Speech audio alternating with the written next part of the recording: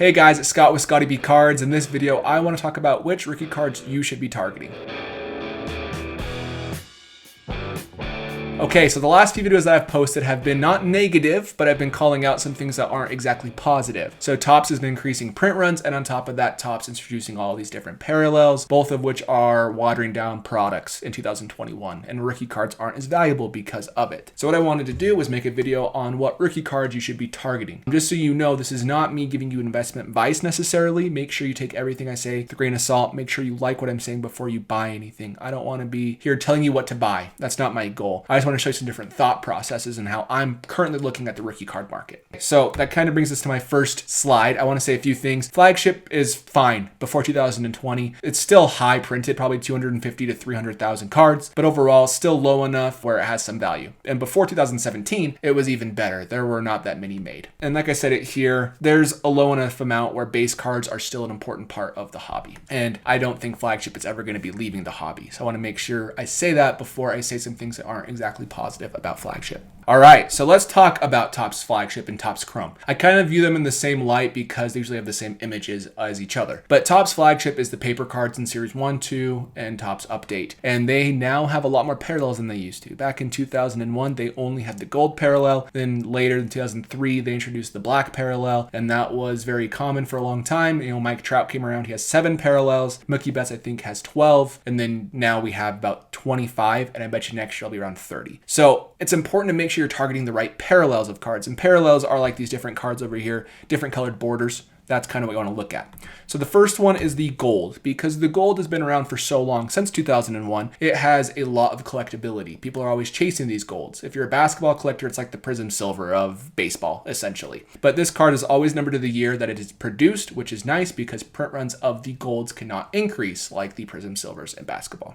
The next card that we have is purple. Purple's been around for a long time. They used to be Toys R Us exclusives. Now I believe they're Meijer exclusives, but you can sometimes find them at other small retailers who carry sports cards. So it's kind of a fun card to chase. People have always chased after those Toys R Us and now Meijer parallels. They're really short printed. It just helps. And because it's purple, it's kind of a fun color. Next up is black. Since that's been around since 2003, it is a very commonly collected card, even though there's other low numbered cards like Mother's Day Pink and Father's Day Blue numbered to 50. The blacks will go for significantly more because they've been around for a while in the hobby. Then you have Independence Day out of 76. That is a newer parallel as of 2018, but it looks amazing a lot of the time. This year's design right here on this Joe Adele is not great. Here is another parallel from 2018. It looks awesome, and that's why this card has been so collected and collectible. Then you have Camo out of 25. This one, if you can get a really good rookie out of 25, you're doing great. And so I would recommend if you can get a camo of a rookie you like for cheap, go for it because those will hold value. After that is image variations. This is becoming more popular with Topps because the base card is so printed. Image variations of a player, the short print and the super short prints of these rookies will go for more and more. Then we get into Topps Chrome. The base refractor is obviously the base refractor. Been around for a long time. Since 1993, Finest introduced the refractors, and then Topps Chrome came out, and it's been the same situation. Refractors are always sought after. X-Fractors are retail exclusives, but even though they're retail exclusives, they carry a premium because people like the X-Fractor design, and they've been around for at least the last decade, which helps with their values. Then you have the blue out of 150, the gold out of 50, the orange out of 25, and the red out of 5. Obviously, Super Refractor is very collectible, so I didn't put that in here, but that is also the 1 of 1. The reason why these 4 colors are important because these are the true chrome colors. These have been around numbered to these same numbers for a very long time, and they usually go for significantly more than the other colored parallels. And on top of that, they go for more than the wave versions of each of these. There's a blue wave, which is weirdly out of 75. There's a gold wave out of 50. There's a orange wave out of 25, and there's a red wave out of 5. You still would like to get these first if you can because they will go for more. The gold wave, orange wave, red wave are still awesome cards of a rookie because they're so short printed, but because these are the traditional colors, they hold a premium. Then you have other Chrome products like Topps Chrome Sapphire. Topps Chrome Sapphire is becoming the new go-to investment card of a player. You know, when Ronald Acuna received this card, I think there were like 280 that came out in complete sets. Then in 2019, you had Acuna, which I think there was on 500 to 600. Even if there's 1,000 or 2,000 of these cards, that's still really rare. And on top of that, they're going to hold a really good premium. This is the red out of 5 and the purple out of 10 for Tatis. You also have other Chrome products like Topps Chrome Ben Baller. I have no idea the future of Topps Chrome Ben Baller. They're cool looking for sure, but they're just a clone of Topps Chrome and even Topps Chrome Sapphire, and so it might not hold that premium. And this is why I just wanted to show an example of why you should target certain colors. I have a vintage stock number to 99 of Ronald Acuna. It's a PSA 9. I paid $300 for it a long time ago. At the time, I could have gotten an Independence Day for $550, but I went with the vintage stock because it's at a 99, less rare. You know, it's pretty close to this 76. But overall, you can see the vintage stock has not appreciated that much. It's not even double the price of a gold, which is 20 times more common. Because the gold's been around for so long, people collect this. Vintage stock is newer, and it looks the same. It just has a different textured card with a different logo, and so people don't target it as much. Then you have the camo at a 25. It goes for a lot more because it makes sense. It's a cool looking card. It's more rare at a 25. But you have the black. That's at a 67 from this year, and it goes for $1,500 more than the camo card, which is pretty insane to see because it's not as rare. But people like the black because it looks good, and on top of that, it has history in the hobby. Another thing you can target are first Bowman cards. First Bowman cards are different than rookie cards. Some people consider these the true rookie, but the rookie logo is not assigned to a card until the player makes his major league debut. The first Bowmans come out basically when the player is drafted or as they're approaching the big leagues. And so for first Bowmans, I'm more of a rookie card myself, but these are starting to get my attention as investments. Then you have Bowman Chrome autographs. Bowman Chrome autographs are by far the player's most sought after autographed card. You can consider it their autographed rookie card. Look at Albert Pujols and Mike Trout.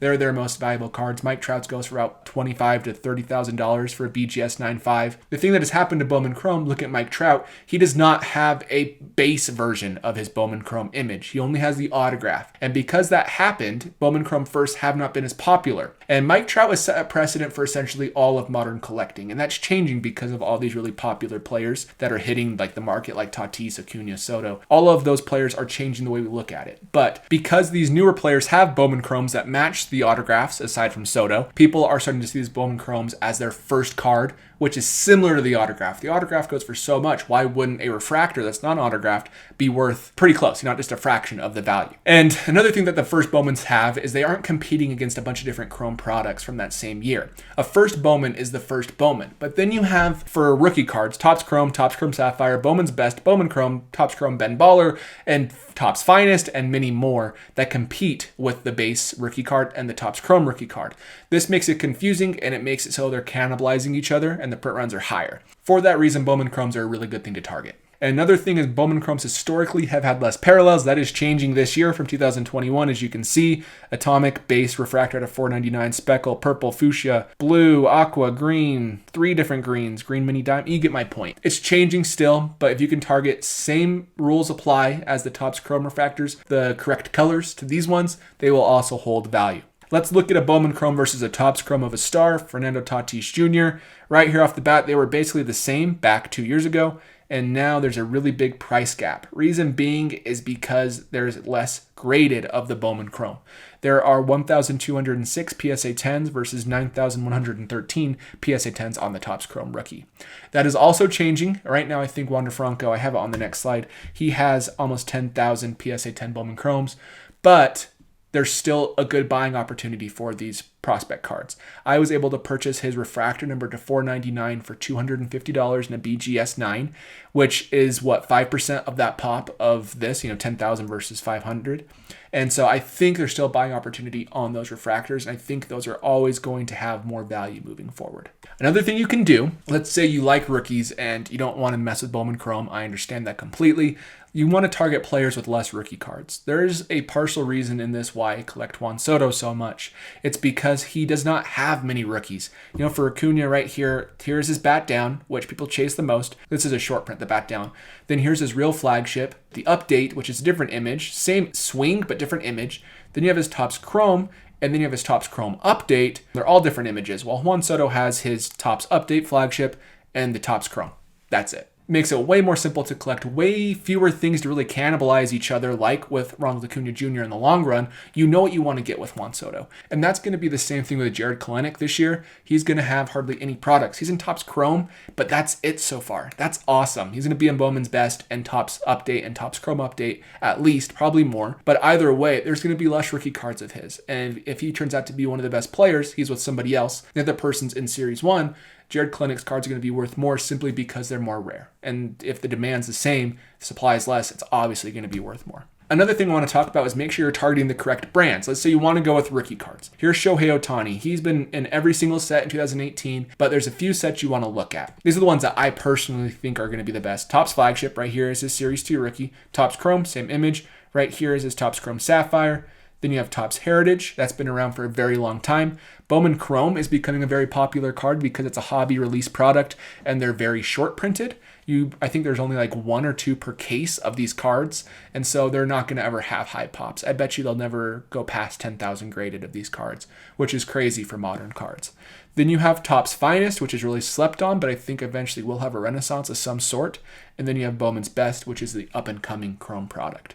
So those are the ones I would recommend buying if you're buying them. Like Topps Fire's not what you want to look at. Awesome product, but you don't really want to invest in that. Out of the 27 products he's probably in, these are the 7 I'd probably consider looking into. Certain players will have less products and sets will differ. So like Juan Soto, he is in less sets in general, and so his Archives rookie may be a good option, while Ohtani's Archives rookie not necessarily is. And what brands remain popular will vary. For example, 20 years ago, Topps Heritage was a lot bigger product than some of these other products. It changes so much and it makes it very tough to predict the future. But if you're able to predict it well, then you're able to make a lot of money. That's just kind of how these things work. So I'm not saying these will be the best in 10 years, but I think they have the opportunity to be the best. Avoid opening product, really simple. Getting returns is possible, but it's almost impossible if you're opening product because stuff is worth so much. Parallels are so watered down. It's not going to get you the best value. Buying singles is a better way of getting a bang for your buck. You can target exactly what you want. Let's say you want a Joe Adell rainbow foil. You can get 5 or 6 of those for the cost of one hobby box of 2021 Series 1 and maybe not get even a Joe Adell paper card, base card. Then you can have sealed wax. If you want to buy the product and then hold it, that is a very good strategy just because it goes up in value as more of it's opened, less of it exists, and people may want it in the future, especially if the rookies are really good. Think of 2018 Topps Update, for example, or 2011 Topps Update. That product goes for so much because hardly any of it is left unopened. An open product for fun, not as an investment. Not everything has to be an investment. If you want to open product, I'm not saying you shouldn't. I just wouldn't do it with an investment-focused only thought process. You can open it for fun and hope you get something good, and that's a very different story than opening it and expecting a good return. Your ROI is not going to be exactly what you would like on that. And last of all are other pre-rookie cards of players. So make sure you buy first-year prospect cards. This is really important because if you're buying, for example, Wander Franco's been in 2019, 2020, and 2021 now. You want his 2019 stuff. Then there's Jared Kelenic right here. He was in 2017 Bowman's Best in a Mets uniform, but right here he's in a Mariners uniform after his trade in 2018. And so for that reason, that card still holds value. If they're in their new team's uniforms, it may be a better buy. Non-first Bowmans do not carry as much value. This should say carry, sorry about that. They do not carry as much value. So this Pro Debut might go for $5 to $10, while the Bowman Chrome First might go for significantly more, even though they were released a month apart from each other. And last one I want to say, if you want to get an autograph of a non-Bowman Chrome, make sure you go for the Heritage Real One autographs.